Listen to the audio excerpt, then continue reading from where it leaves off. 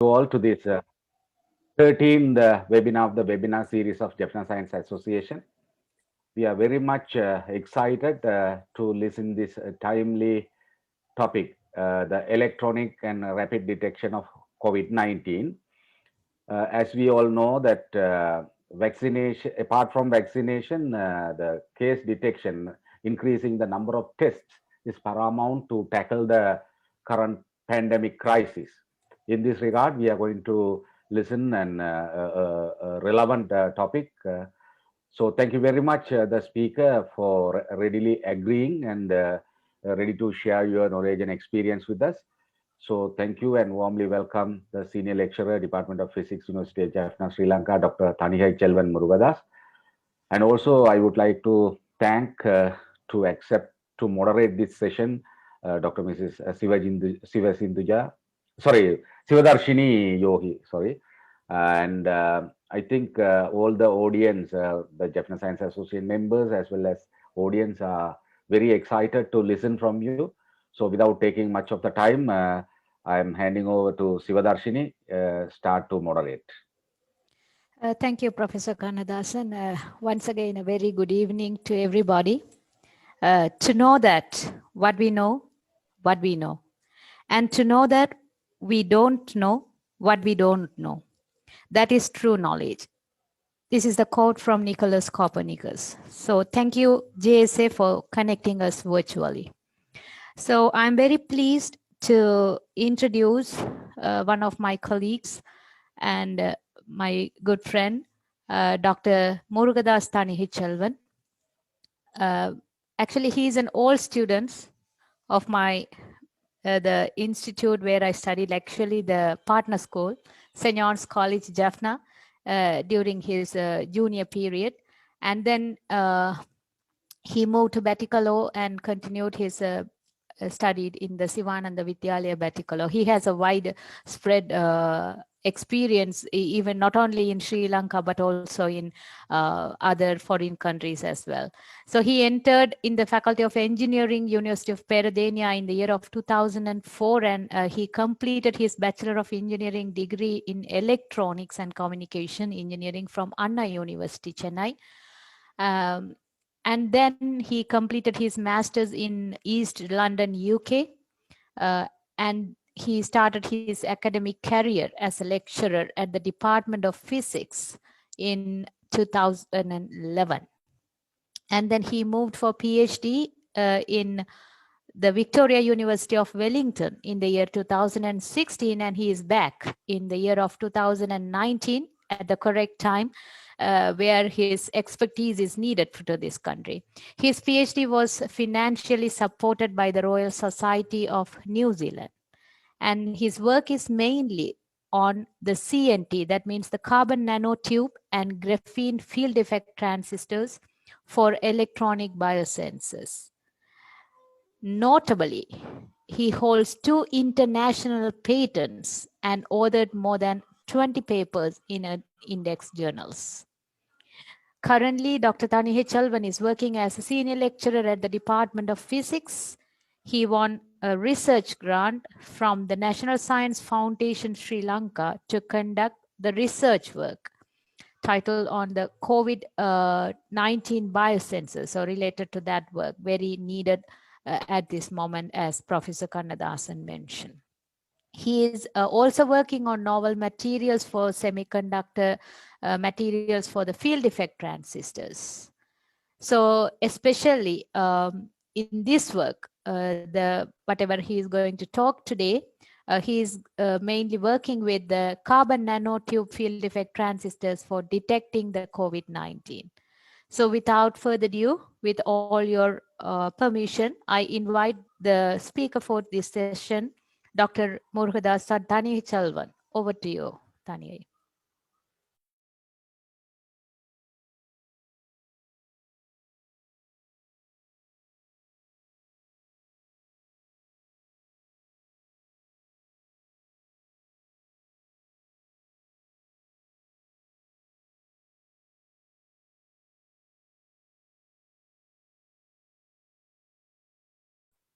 Yeah, sorry. Hello, can you hear me? Yes, you can. Okay, sorry. I couldn't unmute myself. And thank you, Professor Kannadasan sir, and thank you, Sivadarshini Akka, for the kind introduction. And thank you, Jaffna Science Association, for the opportunity to present our recent work, or the work what we are doing currently in the Department of Physics, University of Jaffna. So I'm going to talk something about the electronic biosensors, which can detect the COVID-19 quite fastly when compared to the existing biosensing technologies. So yeah, I'm going to cover the fundamentals of the biosensors along with the research work what we are conducting presently in the Department of Physics.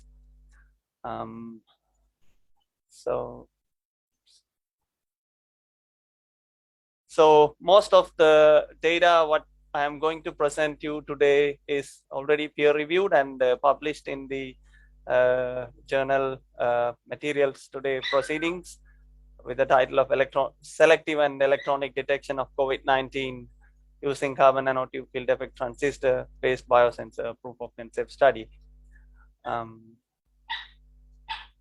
Yeah, so this is the research team what currently doing the COVID-19 related biosensor work in the University of Jaffna.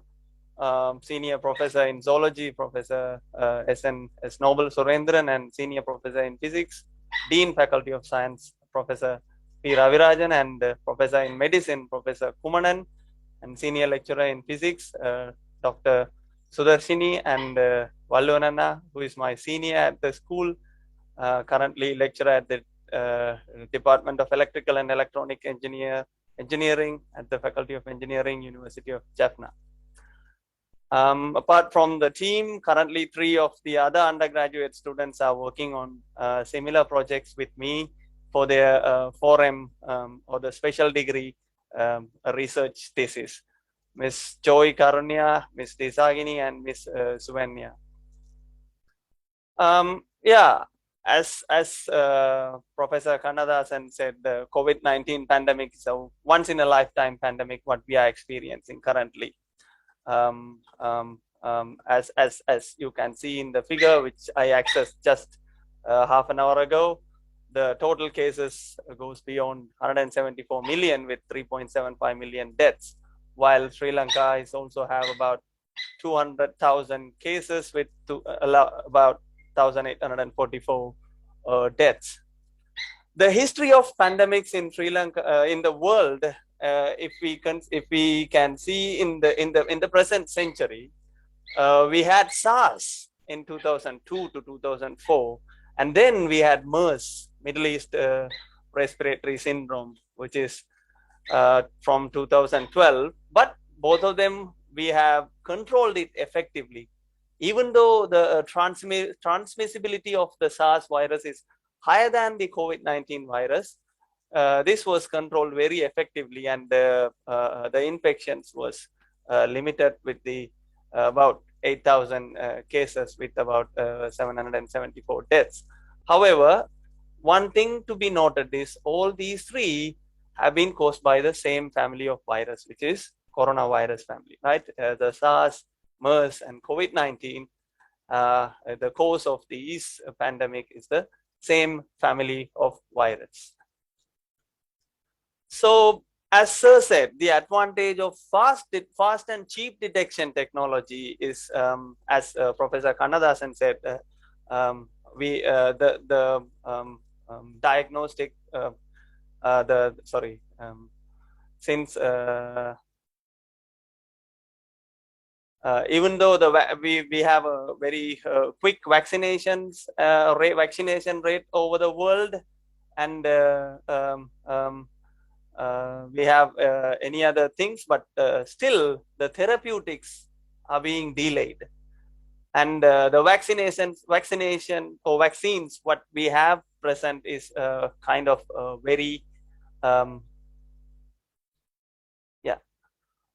very fast phase developed, and still a lot of questions are being raised on the vaccinations. But of course, being pessimist on that side, fast detection techniques can help us to control the spread. Especially, it can help us to open up the borders, airports, harbors, to keep up the economy going without holding. So if we have a quick detection techniques, we can just have it on the entrance of a supermarket or a theater. We can test the people and we can allow them, or we can send them back home, or we can notify them you have infected, so try to be isolated. So a fast detection technique could be the key to control the spread as of today. So present day, we have a range of detection methods for detecting the coronavirus or COVID-19. So we can divide the detecting technique or testing method into 3 different categories based on their principal sensing technique. The first one is molecular testing, the antigen testing, and the antibody testing. The molecular testing uses LAMP, the loop mediated isothermal amplification, PCR, the well-known PCR, I'll talk about it later, or the NAAT, nucleic acid amplification test. And finally, the molecular biosensors, what I am going to talk about today. And then antigen tests, one of the fastest tests, right? So we can get the results within 15 to 30 minutes.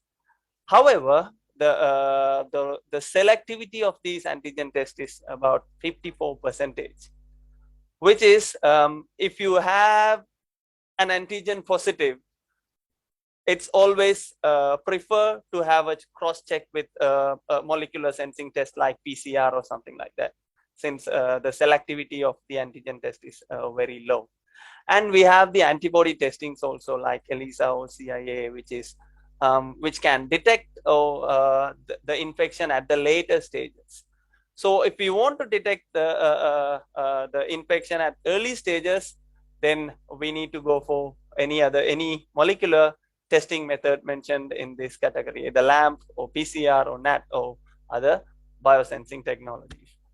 As you have seen in this diagram, right, you can see that this shows the possibility of detecting a patient with COVID-19 positive with different sensing techniques, right? So just assume that you have a symptom onset on week 0, so you must be, or you could be infected or exposed to COVID SARS-CoV-2 virus at least 1 or 2 weeks ago. So whenever you have the symptoms onset, you have infected, or your body will have maximum amount of virus, which is shown by this red line, right? Virus isolation from respiratory tract. So this shows kind of this indicates the severity of the disease, right? So the blue line shows the nasal swab PCR, or the PCR currently what we are doing, or how the detectability of PCR test. So we can able to detect PCR from at least 1 week before from the symptom onset, which gives the edge for the PCR test from the other testing methods. While the antigen test, the antibody test, as you can see, you can do either immunoglobulin G or immunoglobulin M antibody test, but only you can detect them once after about 10 days of the symptoms onset, which is not at all useful if you want to control the pandemic. As early as possible, you need to detect the infection to isolate the patient, or to move him to the treatment centers or something. So that's why these molecular testing like nasal swab PCR, the blue line, is preferable over the other tests. So I briefly introduce what a biosensor is. A biosensor is nothing but detecting a target, right? Detecting a target or using a device. I could say this target could be anything: a virus, or a fungi, or an antibody, or antigen, or any biomolecules from your body, even red blood cells, white blood cells, right? You can detect them. And then we need a receptor. We need a receptor to selectively detect the target. In COVID-19 or any other viral disease detection, the selectivity is very important. You need to detect the virus with very high selectivity. So here we use a special protein, or this could be a protein or DNA or RNA or whatever, but this must selectively bind to the specific target. And then that target receptor interaction should be transduced, right? So for example, if you have an antibody and antigen, when they are interacting, that interaction must be transduced, or kind of it should be converted into a measurable quantity like light or electricity or sound, right? So it's the biological interaction should be converted into a measurable physical quantity, which is done by a transducer. And then the transduced signal should be processed and displayed. If it is a light signal, you should have a change in light, right? So if it is a positive, it should have a for example, for positive red and negative green, or positive blue and negative colorless, or something like that, right? So the test results have to give you a physical quantity as the output, right? So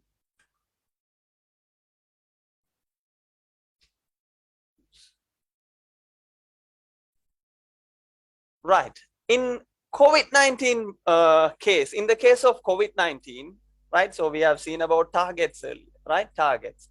So in COVID-19 biosensors, the target could be either the whole virus or a particle of the virus. It could be a piece of protein present in the virus, a viral surface, or in the viral RNA, or it could be the RNA of the viral, which is inside the viral cell, or it could be the spike protein itself, right? So the target could be either the whole viral or part of the virus, or a piece of the virus, I could say, and or the RNA of the viral, or any other immune response testing targets. These are the kind of antibodies, right? Whenever you have infected, your body will generate these things, these kind of antibodies, or you can confirm the presence of virus by testing these antibodies also. That's why it takes after, the antibody test shows a positive after 2 or 3 weeks. Right, so in this work, in our work, what we are going to do is, or what we have done is actually, we have used carbon nanotubes, which are tiny tubes, right, with a diameter of about 1 to 2 nanometers. For a comparison, I could say the thickness of your hair is about 80 micrometers, right? It's about 80 micrometers means about 80,000 times of the thickness of a carbon nanotube. So these are very tiny tubes, and they have a semiconducting nature, right? Of course, we have metallic tubes, but I don't want to go deep into that. So these, I could say, generally, or statistically, 2/3 of the carbon nanotubes are semiconducting carbon nanotubes. That means they are partially conducting electricity, and due to their tiny nature or very smaller diameter, their conductivity is highly depends on its immediate environment. So any changes happens in the surface of the carbon nanotube will influence the conductivity through the carbon nanotube. For example, if we can able to measure the current between a carbon nanotube like this, right? So we have a carbon nanotube and then gold electrodes, right? We had put gold electrodes like this, source and drain electrode. So which means this setup will allow us to monitor the current through the carbon nanotube continuously by applying a voltage here and then grounding it here. And this ammeter or the IDS measurements will give you a continuous measurement of the current through the carbon nanotube.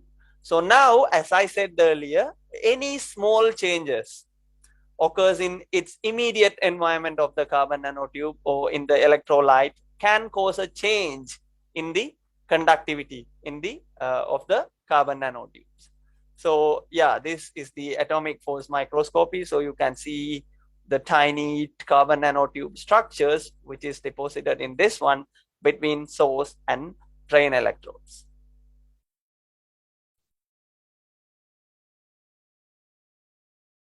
Right. So these are some of the earliest work done on carbon nanotube field effect transistors.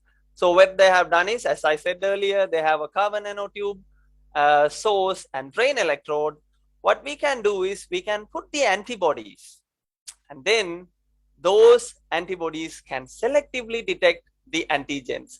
Whenever that antibody and then particular antigen interacts, the conductivity through the carbon nanotube can be easily modulated. Similarly, we have a DNA sequence of DNA, which is highly selective towards a thrombin molecule, which is, I could say, in other words, it's a protein molecule, right? So this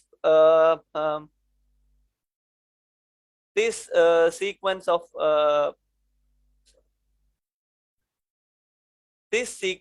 DNA is highly selective to thrombin, and whenever we introduce thrombin, this DNA will interact with protein, and that interaction can be transduced by the carbon nanotube. So hope you get the basic idea behind the biosensors.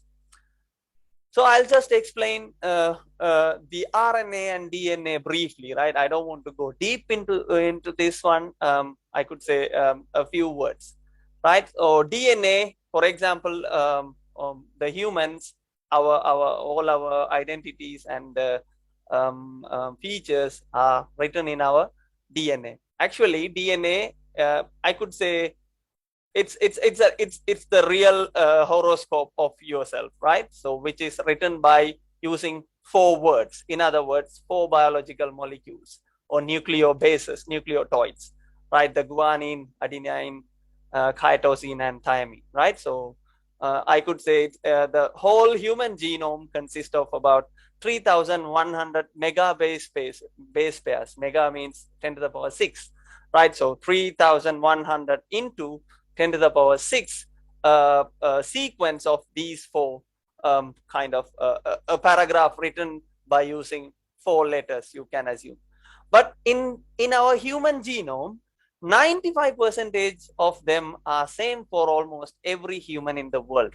So the remaining 5% determines the differences between you and your peer or the other people, right? Similarly, the viral the coronavirus is an RNA virus. The DNA is a double helical structure, as you can see here, right?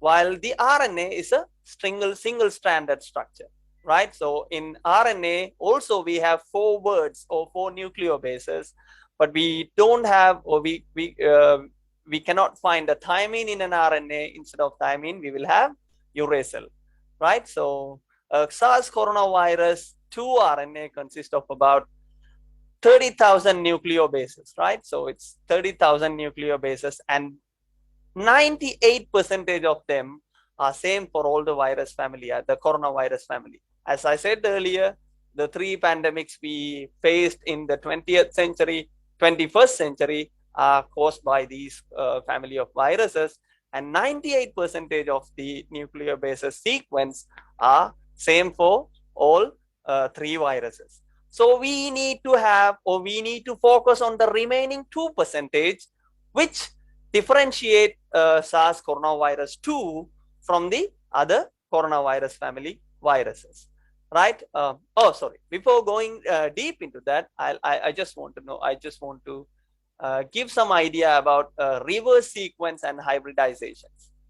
As I said earlier, we have 4 molecules, and then those molecules can have hydrogen bonds with selective pairs, right? For example, adenine can have a hydrogen bond with thymine, and guanine can form hydrogen bond with cytosine molecule, right? So if you have a sequence of AGTC, the sequence with TGAG is called as, it can be called as the reverse sequence of the AGTC sequence. So this is what we are going to we have used to differentiate the coronavirus 2 from the other family of viruses. Here, for example, as I said earlier, we have the sequence of SARS coronavirus 2 and SARS coronavirus, which causes the first ever pandemic in this century, which is the SARS, right, originated in China. So we have almost 30,000 base pairs. As I said earlier, 98% of them are same, but we have a few areas which are differ from SARS coronavirus and SARS coronavirus 2. So for example, we have a sequence called RDRP gene, right? I don't yeah, RDRP, right? Gene, which is this one for a coronavirus 2, right? CAGGT. And then that sequence for a SARS coronavirus is different, right? So if we have the sequence of this one, so we can differentiate, or we can say clearly that this is from SARS coronavirus 2, right? So I don't want, I think, yeah, I don't want to go deep into the molecular structure of this DNA, and then we need just to know that there are only a few portions of the RNAs are different for the family of viruses, and then we need to target the sequence where the difference happened, right? So you can see here, so this is the sequence of the RDRP gene of the SARS-CoV-2, which is caused the COVID-19, and this one is the RDRP gene sequence of a coronavirus, which causes the SARS pandemic back in 2002. So what we have done is, if we have a reverse sequence of this one, see, you can see here, right? C, G, A, T, G, G, C, C, and T, A, right? So if we exactly able to find the reverse sequence, and then if we put that sequence somewhere, whenever it finds the target sequence, the exact hybridization will happen, right? So it will form the double helical structure whenever it meets a real coronavirus 2.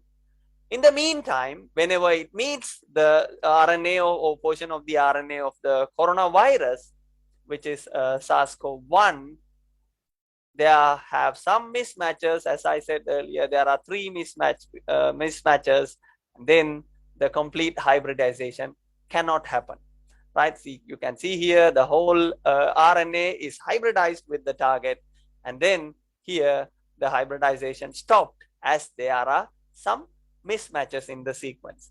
So what I have done, or what we have done in our research work, is we choose this as the probe, right, which is to selectively target the portion of the RNA of the coronavirus, and then we put that one on the carbon nanotube.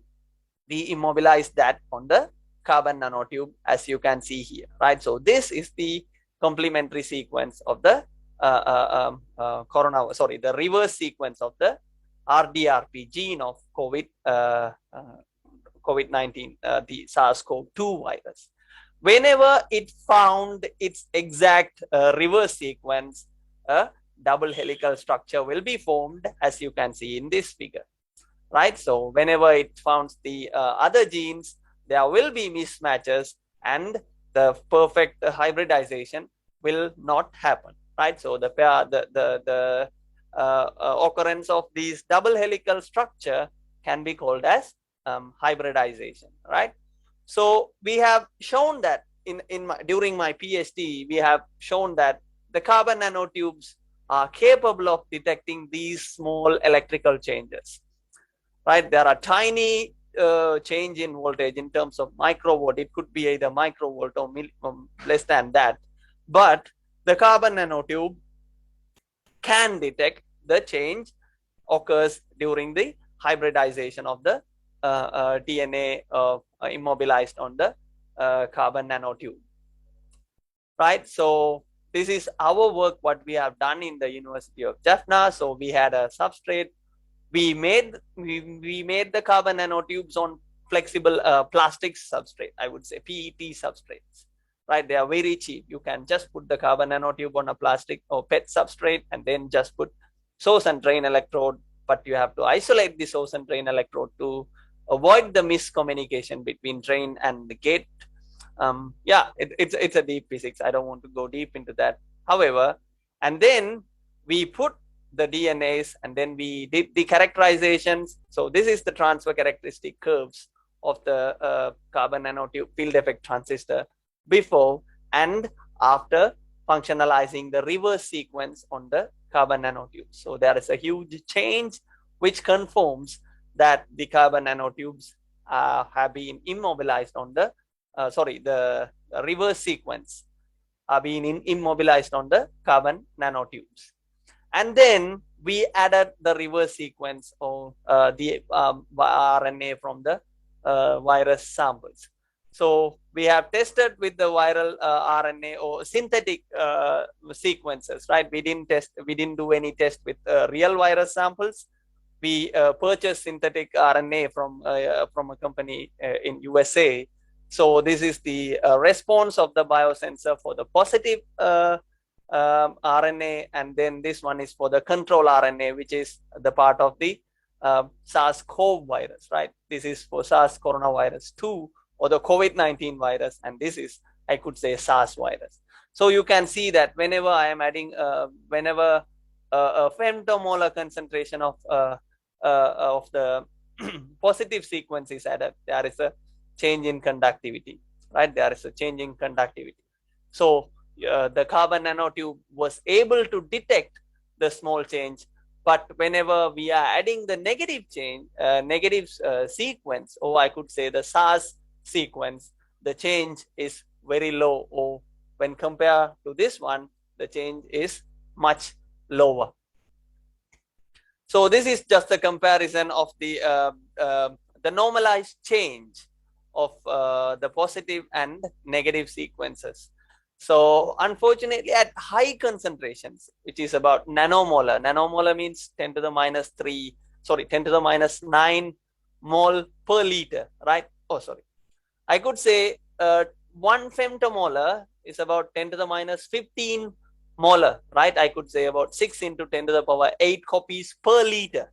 But just 10 microliters of sample is enough to do the test. So 100 copies of the viral RNA in 10 microliters of sample is sufficient to do the sensing with the carbon nanotube field effect transistors, right? So we have decoded the sensing mechanism here. So when we are putting, or when we are immobilizing the probe, they have a charge, right? The probe means the reverse sequence of the viral RNA. They have a negative charge, and then whenever a part of the viral RNA is introduced, they will form exact double helical structure, and then that will not be formed whenever the mismatch sequence or negative sequence is introduced, right? I could say, yeah, here you can see that this is for the schematic of the positive test RNA. So they form the exact double helix structure, or the double stranded sequence, where in negative or target, we have seen that the part of the virus is part of the RNA is not bound to the probe, and hence just floating over the CNTs, right?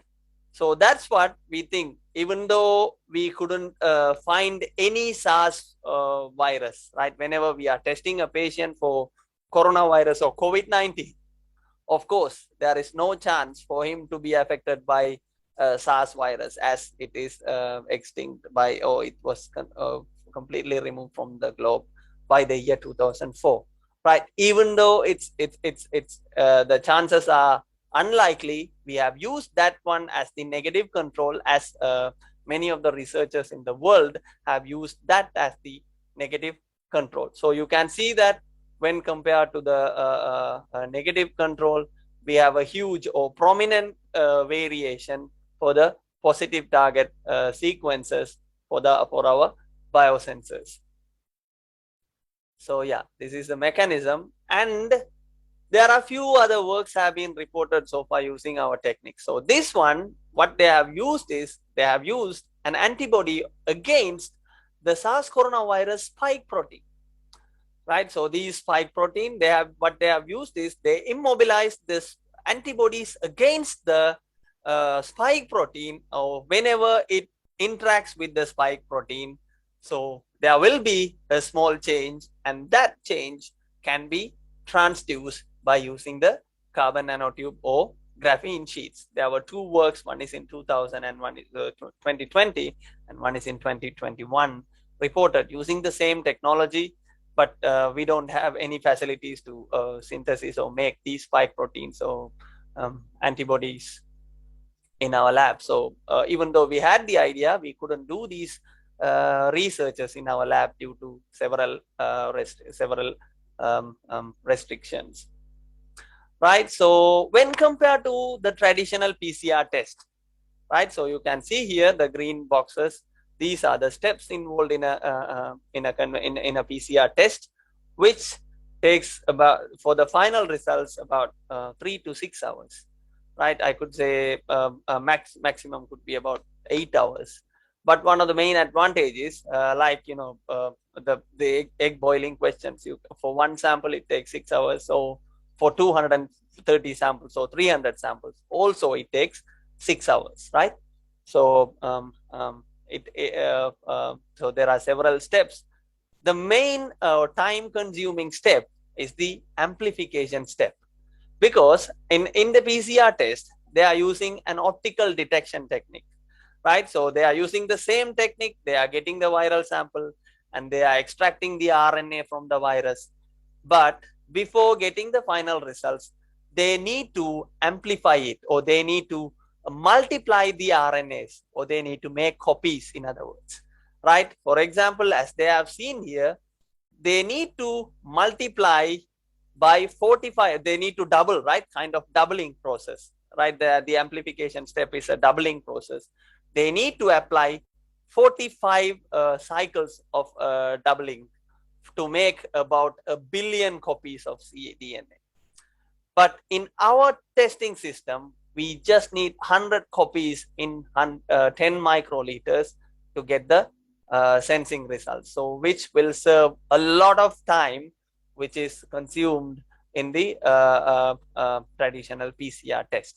Or there are a lot of viral RNA extraction tools have been developed, right? So you can directly get the nasal swab and put it into a solution which immediately starts extracting the viral into viral RNA, and then we can directly introduce to our biosensor, or we can use a couple of copying steps or a couple of amplification steps to make it at least 100 molecules per 10 microliters before going for the step, right? So this is the main advantage of our proposed our EIS and field effect transistors, which serve a lot of time, right? For example, I could say if a traditional PCR test takes about 6 hours, we can do the same molecular sensing technique, or we can do the same molecular sensing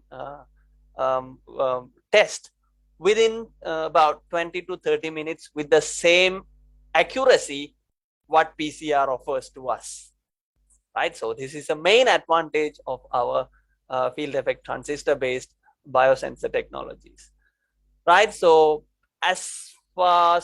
so far we have shown that our sensors are working. So we have done a proof of concept study with synthetic sequences and they are working. We are happy about our results and we have published it so far, but we need to validate our devices with the virus samples, real virus samples. And then we need to go for a mass production of devices, right? And of course, there is another thing, another important work we can do is, as you all know, the coronavirus enters into our body by interacting with the receptor in our epithelia called ACE2 receptors, right? So if we can able to detect, or if we can able to grow these, or if we can able to make these ACE2 receptors, we can put them on the carbon nanotubes, or they can immediately detect the whole virus itself, or the the spike proteins of the coronavirus.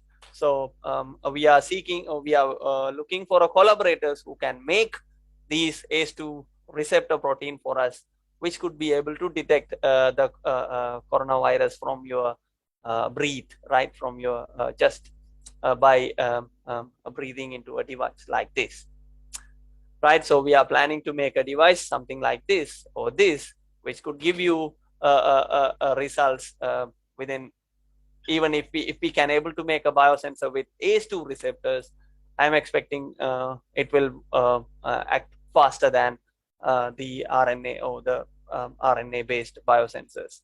So we can able to get the results within 2 to 3 minutes, but a lot of works to be done. So yeah, our acknowledgements is to the National Science Foundation for the financial support to do this research work, and Professor Ranjit Senaratne, chairman of the National Science Foundation, for the funding support, and University of Jaffna, McDermott Institute of Advanced Materials and Nanotechnology, New Zealand, and Royal Society of New Zealand, Victoria University of New Zealand for the background knowledge and device fabrication facilities. And of course, these three people behind me are my main supervisors for my PhD studies, Dr. Natalie Plank, Dr. Combe Carraher, and Dr. Andrew Palisek, who were Dr. Natalie is affiliated to Victoria University of Wellington, and these two are affiliated to the Plant and Food Research Center, New Zealand. And thank you for listening, and I'm happy to answer your questions, and please keep in your mind, I'm not a doctor. Thank you.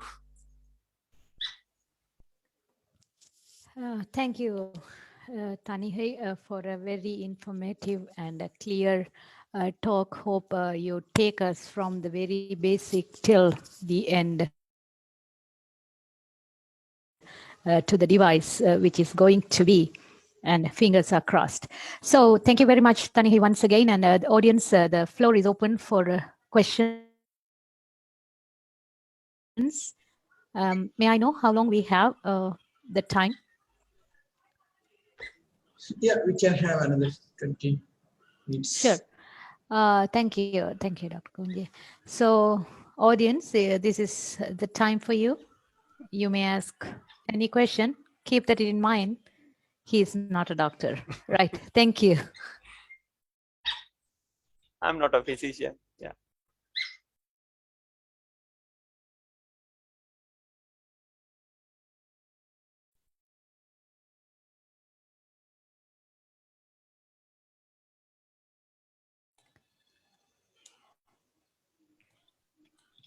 Dr. Tani, Tabodaran here. Yeah. Yes. May I ask a stupid question? Sure.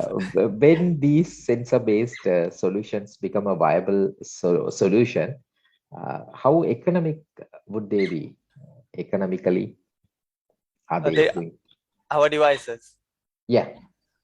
Yes, sir. We can make if we have established a facility to fabricate the devices, we can do a sensor for about 10 to 12 rupees. We can make a single sensor, because we are making the device on a plastic substrate. So kind of a laminating sheet, just cutting a small piece and then just put your device. So I could say if we have the mass production facilities, the cost will be much lower than that. Yeah, but to be a real product, it has to be in some kind of an industrial standard and like well packed and all those. With all those, it's going to be much cheaper compared to all of the alternatives. Yes, sir. I could say we have the proposed device like a glucose sensor, what you have in your home.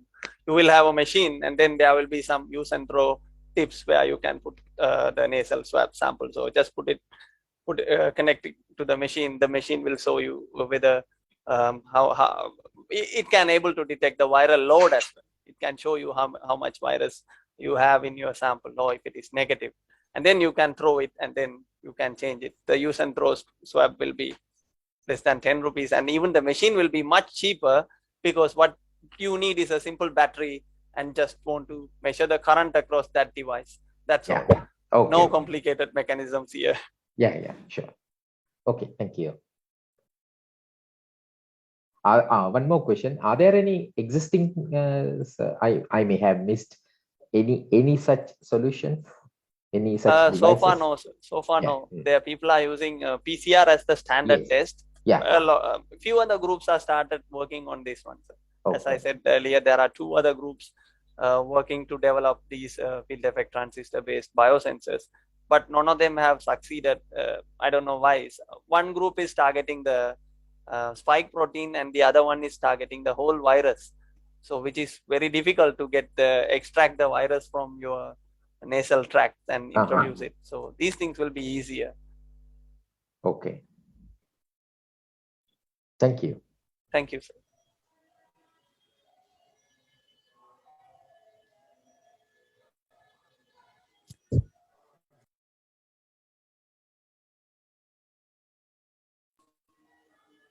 Thank you, Dr. Tabodharan. Any other questions?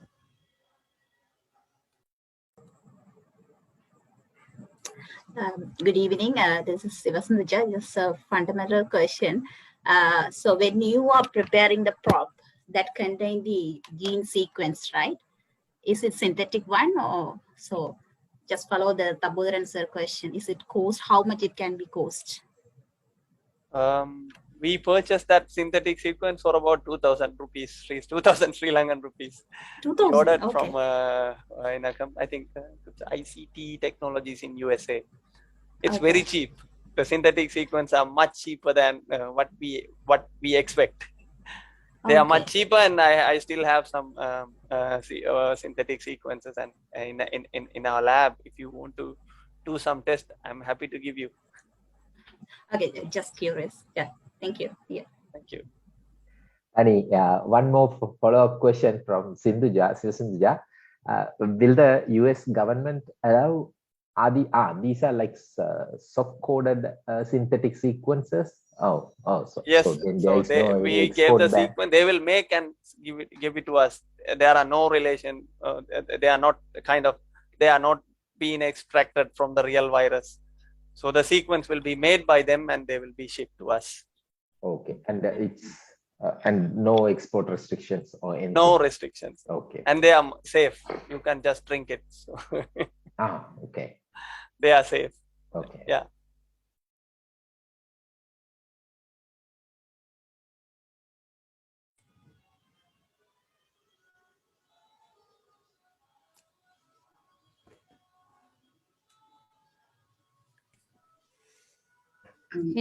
My name is Sintu. I would like to ask you a question about, basically I'm not a physics engineer or the physicist. The carbon in the carbon nanotube field effect transistor, that electrical changes measured based on the change of mass or the charges when the hybridization occurs. It electric charges, right? So we have a phosphate backbone, right? Okay. So you might know that in an RNA, I understand. We have the phosphate backbone, which is highly negatively charged. So whenever an additional RNA comes and binds with it, so there will be a huge change in the charge. So the charge added on to the carbon nanotube will be doubled. There is nothing to play with the mass here, right? So we cannot detect the mass of just about 20 bases, will be about nanograms, so less than that. So it's about electrical charges. The charge will be doubled, right? Whenever a positive target sequence comes and interact with the probe, the electric charge put on the carbon nanotube will be doubled. Okay. So that is the mechanism. Okay. When you add the non-control target, so you will get some electrical changes. But compared to SARS-CoV-2, the electrical charges will be less on the normal SARS-CoV. Yeah. Is it correct? Yes, yes. It is much lower. So, okay. In this design, you solely examine the synthetic sample. You never tested with the real sample. Do you think is it applicable for the real sample? Because I have some curious about in the normal from when we extract the sample. Do you think you will get just only get the RNA, or are there any other, if you get any other charged particles, do you think it will cause some? No, if I can understand what you are asking. So in your solution, even if you have any highly charged particles, we can cover the carbon nanotubes if they are able to interact with directly with the carbon nanotube. We have mechanism to cover the carbon nanotube as well. We can blind the surface of carbon nanotube. Moreover, those particles will be freely moved, and they will not give you a persistent reduction in the current signal. So of course, as I said earlier, we haven't tested our sensors with the real virus samples, but it will work. Either there are two possibilities. One, the RNA portions will be removed away by interacting with the real virus samples, or they will form a huge clumps on the surface of carbon nanotube, which causes the same kind of reduction in current, because the immobilization technique what we have used in the devices are we tested the well tested methods. So I could I'm confident that whenever we have a chance to do the test with real virus samples, the sensors will perform as the same, because as I have showed earlier, there are a few testers have done based on the given method, but not by using carbon nanotube field effect transistors, some other optical sensing techniques. Did you check the sensitivity and specificity of your device by comparing with the RT-PCR? No, because we cannot do the test with real virus samples, right? We cannot bring the real virus in our lab. So Okay. then only our next step is that, right? So whenever we are going for a commercial biosensor, we need to have a comparison with the gold standard, which is RT-PCR.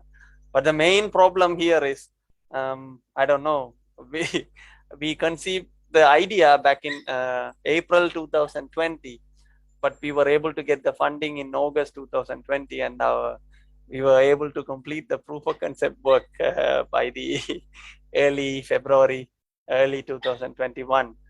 And I don't know how long it will take to test our devices with the real virus samples, since we need to establish the facilities, or we need to move the whole sensing measurement system to a facility which can handle the real viral samples. So okay. definitely we'll do it. Yeah. If this device is become a successful device, do you think that it will replace the RT-PCR machine? 100%. Also, the technique can be used for all the viruses, not only for COVID-19 virus, for dengue, even for dengue. We have already what we are trying is we are going to design. We are going to do a device which can detect the serotype, whether it is which serotype of dengue we have. So any kind of viral infection can be detected by this viral sensor. That's why, even though it is too late, we're working with the COVID-19, we keep on working with these biosensors, because it can be easily extended to any kind of viral diseases. Did you check this device with the mixed viral sequences? It means with the control sequence as well as yes. SARS-CoV-2. So yes. So there have been no cross detections, as you have seen. You're asking about the order and masking, right? Yes. Mixing these two, even though there are very less probability, but the standard biosensor work, what they are reporting today, is working on these things. So we have done the test, and the specificity was very, very high, right? We had about 3 order of magnitude higher negative control with lower concentration of positive signal were able to detect it. It was comparable. We have done the test. Okay, when you immobilize the receptor on the carbon nanotube, I would like to know the maximum concentration of the immobilized receptors in your carbon nanotubes, because I'm not sure about my question is correct or not, but I have the question: if you have, for example, if your receptor concentration is in a micromolar level, okay, micromolar level, but if you consider there are two mixed sample with the if the SARS-CoV normal control target is, the concentration of control target is higher than the SARS-CoV-2, do you think is there any cross maybe, yeah. As I have shown you earlier, at higher concentration, like one nanomolar, which is about a million copies in 100 microliter, could give you a higher results, but that is highly unlikely even, right? But those are the standard tests before you are standardizing your devices. So we are doing all the tests, but even though at very high concentrations, like 10 to the minus, a million copies in 100 microliters, the negatives RNA or the SARS-CoV virus RNA can give you a positive signal, but that can be reduced, right? Because we may use a bit larger sequence to avoid the complete binding of the negative sequence. So we can do some modifications in the probe and all. So that's our next step. Tanihe Chelvan. Okay. Yeah, we have, I think in our lab, Dr. Muruganandan, people are doing RT-PCR. They are having extracted RNA, live extracted RNA. Sure, sir. So I think better you can collaborate with them and accelerate the process, no? Definitely, sir. We are looking for them. Either I don't know how to bring the RNAs to our lab. There are a few safety concerns raised by the RNA means yes, don't worry about that.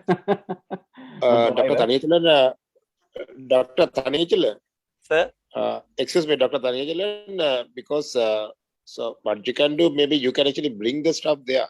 Yes, sir. We have to bring the whole measurements, device measurements, along with the Keithley setup and computer. But we need to disinfect while we are bringing back to the device. Yeah, but you can keep it and then do it, no problem. Yes, yeah, there is a possibility, sir. If we are able to get the positive sequences, I'm happy to do that. So these are extracted RNA, don't worry, yeah? Yes, sir, I know that, but yeah. I think I think to collaborate, huh? Yes, sir. Professor Ravarajan is there, no? Yeah, Professor Kannadasan, because what we can do is rather than bring the virus to our lab, we can bring the stuff there. Still worried.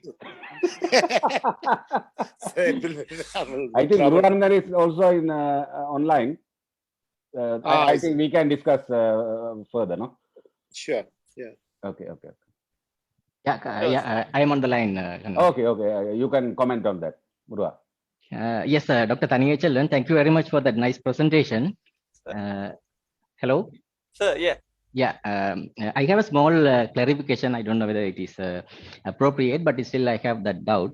I think up to my understanding, you have used the primer. You say that the probe in the cells, it's a primer. That's a single-stranded DNA molecule with a limited number of nucleotides, which was permanently fixed on the your device, so that when you're adding the complementary strand on top of that, then that will hybridize with the RNA and give you the signal.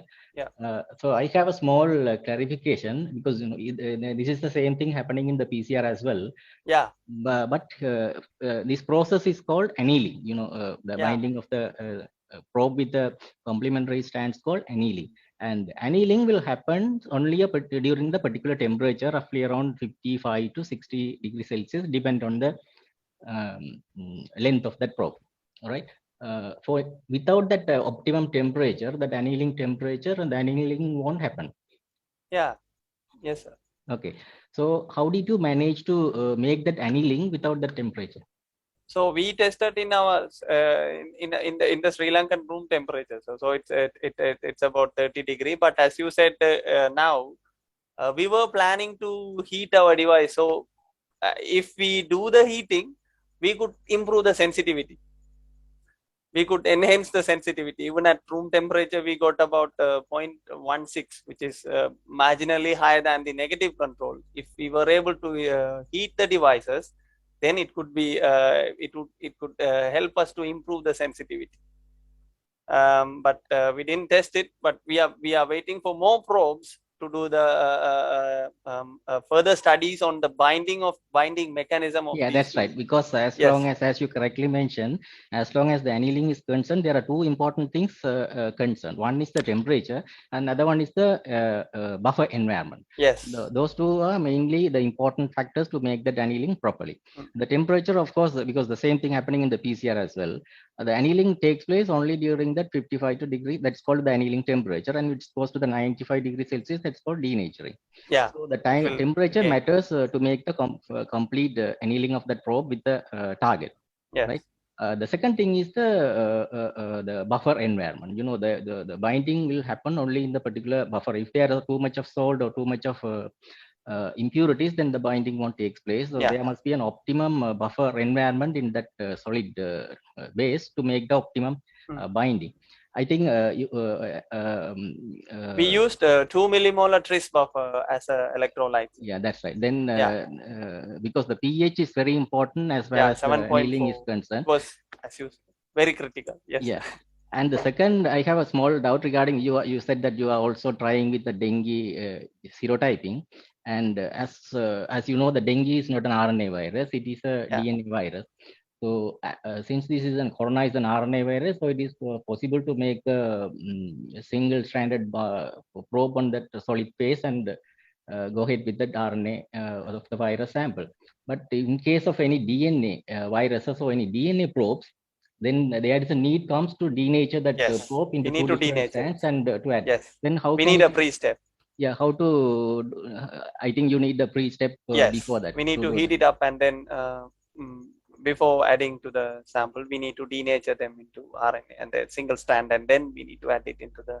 But after, how it is possible to do the preheating before the? Because you said that the probe is already sticked on that solid surface of that carbon nanotubes. And how it is, so in case of this preheating method, then how you manage to do that after the preheating? No, we can get the sample and then we will do the treatments to the sample before adding to the device. So we used to add about but the probe is 10 already microliter to the solid, device. No? The probe is already fixed on the solid surface. Yes. So how it is possible to make that? So we need to so what we need to do is we need to make the single strand from the viral DNA. So we can heat it up and then we can make it into single strand before adding to the device. So that can be, but as you said earlier, so there will be an additional step for the DNA viruses. But for RNA viruses, we can directly extract it.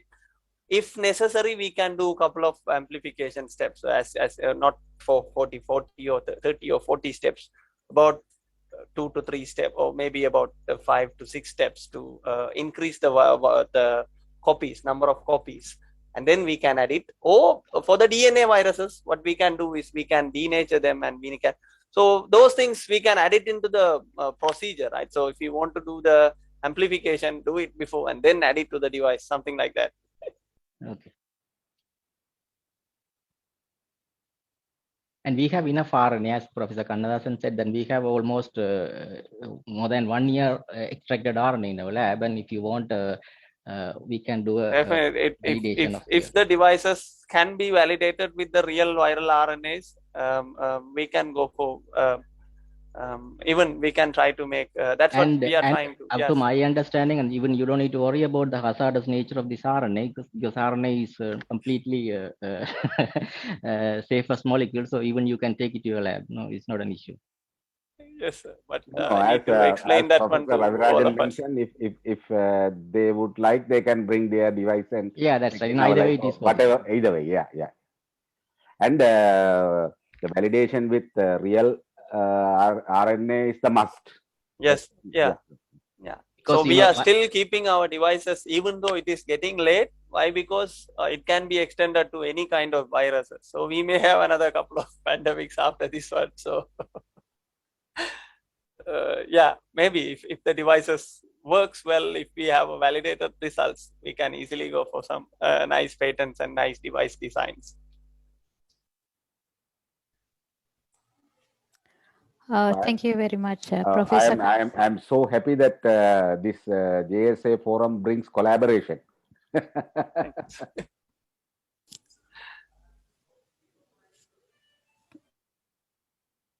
Okay, Shivadarshini, go ahead. Thank you, Professor Kannadasan and Dr. Murugadas, for a very informative discussion at this point. Definitely, we are virtually connected and doing collaborative research due to this webinar series. So thank you for this platform. Any other questions from the audience? We may have maybe 1 or 2 more questions. I think we had enough questions. Thank you, Dr. Tanihe Chelvan. Thank you for the very informative session. Thank you very much. Thank you. And yeah, I'm happy to. Thank you. Thank you for the opportunity. Thank you, everybody. Thank you, Dr. Tanihe Chelvan. The common facts of today are the products of yesterday's research. So fingers still crossed, doing more and more research to keep tomorrow's products, right? So thank you once again. Thank you all for joining. So finally, I call upon Dr. Kunje for the vote of thanks. Thank you once again for this opportunity. Dr. J. Seelan, I should thank you because you are the one who gave me this opportunity to moderate this session. So thank you. Stay safe. Be connected virtually. Thank you. Okay. Good evening. Thank you, Dr. Shivadarshini. On behalf of Jaffna Science Association, it's a time to say a word of thanks. So especially the title, the Electronics Biosensor for Fast Detection of COVID-19, the timely and very needed. I'm a public health specialist. It's a real need for our public population. So I have to thank our speaker, Dr. Tanihe Chelvan Murugadas, for share his knowledge and experience, and especially it's on the way of laboratory to come out. So anyway, you shared with and you induced, I think, several people to do research, and you especially the highlight is you simple language you elaborated and anybody can understand the presentation you made. I think thank you so much, and also I think this will be, make fruitful outcome from especially for our University of Jaffna collaborations, and fruitful. It made a lot of fruitful discussions. So I have to thank our presenter, and also I have to thank Dr. Shivadarshini Yogi for moderating the session nicely and introduced our speaker in a appropriate manner. And also I have to thank Dr. J. Seelan, the chairperson of Section A, the Pure Science sections, and his team for arranging an excellent session to achieve our goals of Jaffna Science Association. So thank you, Dr. J. Seelan. And also I have to thank our President, Professor Kannadasan, and our executive team for giving enormous support to continue this. These sessions are going every week. Weekly, we are conducting this 13th session today. So we are conducting every week on Wednesdays at the same time. Wednesday 7:30 with the same ID. You can join. So finally, I have to thank all the participants and your active discussion. I think fruitful discussion today we had, and I think if we allow more times, I think there will be more questions here. Anyway, you can communicate with Dr. Thanige Chelvan for future queries and collaborations and support. So thank you so much and stay safe. Good night to you all. Thank you. Good night. Good night.